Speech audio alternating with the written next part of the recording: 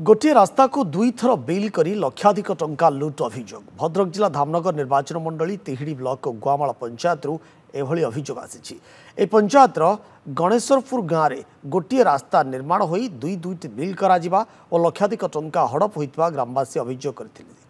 गत डिसेम्बर मासरे दानाक्ष क्षेत्र गणेशपुर गाँव आचार्य साही ठारू महाली साही पर्यंत रास्ता मरामती 1,98,000 टंका अनुदान जोगाई दिया जाई रास्ता निर्माण होइतिला।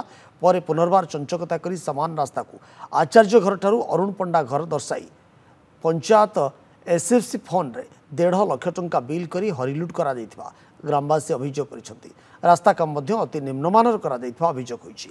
एने ग्रामवासी पक्षरु विभागीय अधिकारी को अभियोग करा जाइछि।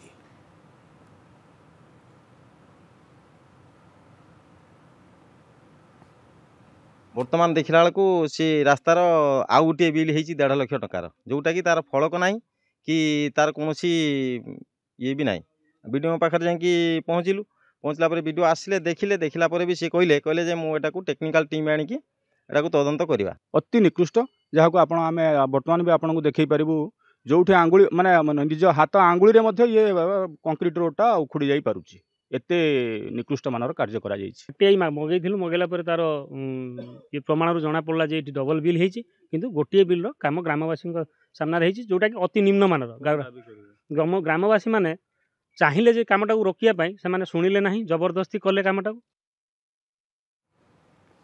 एने तिहिड़ी ब्लॉक रो वीडियो निरंजन बारिक कोन कहउचंती फोन जगे आसन सुनगा।